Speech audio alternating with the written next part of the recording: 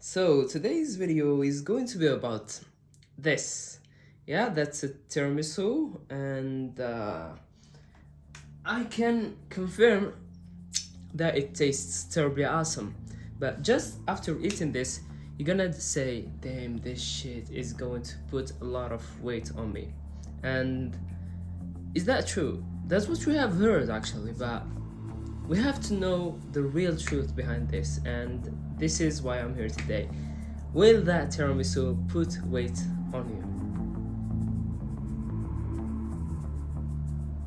In order to know the real truth, we have to break down this problematic, and I mean it literally. What are the ingredients of the tiramisu? We have actually like 6 ingredients, like ladyfingers, cocoa, mascarpone, coffee, optional whipped cream, and the sixth ingredient is love. Actually, why did I choose tiramisu and not another dessert? Uh, Actually, because I'm lazy and it's easily made, but also because I can manage its ingredients. Like I can really know what are the ingredients, so I can know the macros and measure everything. But basically, every dessert is the same. Anyway, returning to the ingredients, other than cocoa and love, it is all bad. But come on, Nether, like, come on, cheese is good. Mascarpone is cheese. Well, yes and no. Cheese is good, but mascarpone macros say other things. Mascarpone actually have very low protein ratio compared to other cheeses. For example, mozzarella, for just 300 kilocalories, it has up to 22 grams of protein. If you compare it to mascarpone, it has for almost 400 calories just 4 grams of protein. And for the rest of the ingredients, I really don't have to convince you. Like, come on, ladyfingers are very high in sugar and they are basically just carbs. So as a conclusion, desserts, and maybe you already know this, but desserts are a very high glycemic index food, which means they are so very high in carbs and in fats in general. But by the way, tiramisu is kind of better than the other desserts because it has a lot of fat, and fat is good for your health. So yeah. But now, if we think weight loss and fitness, I found a very interesting research that took 16 healthy women. They were instructed to fast for 8 hours before the experiment, and they were given like I got to read this 200 milligrams of passion fruit juice, 60 milligrams of coffee, and 50 grams of French bread, and with 5 grams of margarine, and that's basically a tiramisu actually. And the meal in the experiments was equivalent to 275 kilocalories. I counted this actually. They didn't do the calorie calculation, but and that's one of the problems that I have with this research, but I'm gonna talk about this later. Anyway, they divided the women to two groups. One group who had the ability to add some sugar to their meals, and the others were not able to add any added sugar. And after 3 hours, they were asked how hungry do they feel, and also they were offered a pasta meal and to see their level of hunger. Like they gave them just pasta, and they eat until they feel full. The surprise was the women who added sugar to their food ate more and felt hungrier compared to the other women, which is very surprising if you think about this, because eating more sugar is equivalent to consuming more calories. Like basically, and for the common sense, you should say if we eat more calories, we're gonna feel less hungry. So the researchers considered that consuming more sugar or consumer higher glycemic index food will lead to feeling hungrier, because as I said, the women who ate more sugar or more sugar percentage in their food felt hungrier and ate more. And that actually maybe will be related to your sugar levels in your blood, and yeah, think about it.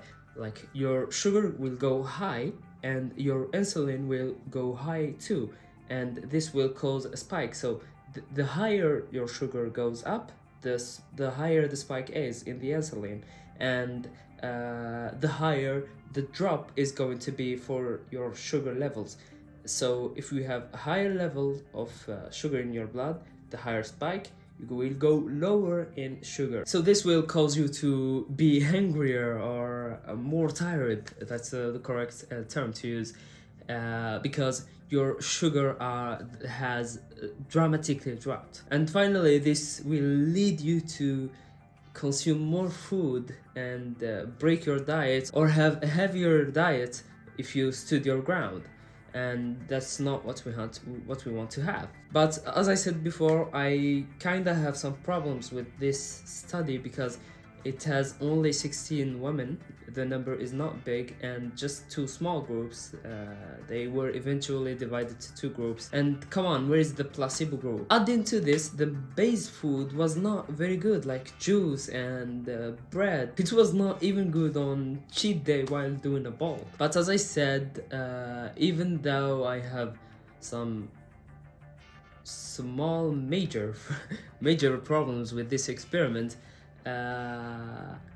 I still think its results are logical because we have high evidence that the insulin spikes will lead to low blood sugar levels, and this is the thing that will make you feel hungrier. And since we have this evidence, I came up with some solutions that may help you eat the things you like while dieting. After the tip of measuring your calories, because if you do this, you will never go wrong with your diet. Try to bake, for example, your own dessert, and that's how you can add more protein. Like you can add literally whey protein in between brackets. I think this is the only good usage of whey protein. I'm really against consuming it. But anyway, you can increase like the ratio of fat, just a little bit of fat, but you can increase the ratio of it and of protein compared to carbs and sugars on your dessert, and that will make your food less on GI, glycemic index, and that will lead to less spikes, and that will lead to less fatigue, and you will eat less. Option 2, you can also eat outside, and only outside if you don't like to bake. People may ask, why outside? So do they use less sugar or no? The businesses tend to give smaller portions. So if you go outside and eat, for example, in preference with your friends, family, you will eat less. It will cost more, so you will eat also less. Also, if you are outside, when you are having this low sugar concentration level after the spike, after the insulin spike, you will be outside. You won't have the luxury to eat other thing because you just don't have it. And if you are with friends, with family, like doing stuff, you won't feel it as hard as if you are alone in your house doing nothing. You will really feel it. Another tip, if you want to eat outside, just try to eat at the beginning, not just before entering your house. So you eat outside, you stay with your friend, you run, you work out, you do something, then it's there when you have this low sugar level phase, and there where you won't feel it. And then when you go home, you just continue your day without feeling that fatigue that comes right after eating sugar. And yeah, this is another tip to follow. So if you wanted to eat something out, just try to eat it at the beginning and not at the end, just before entering your house, so you will feel the fatigue phase outside. So you eat something and you are running, or you are talking with your friends, or you are working out, and that's where you feel that's where the hard phase is, where you can't eat other stuff, not where you enter your house. And if you combine the two things, the two tips or three tips that I gave you, that would be awesome, because if you eat less glycemic index food in your house, then you go outside, that would be awesome. So you eat something, you go for a run, you go with your friends, you do something, then when you go back home, you are good as new. And yeah, that was it about today's video. I hope that you enjoyed it and at least you learned something from what I said. Now I'm gonna have this tiramisu. Just try to enjoy your life, and after that I'm going for a run. Yeah, pure focus on your goals, and I hope you all the best. See you in the next video. Goodbye.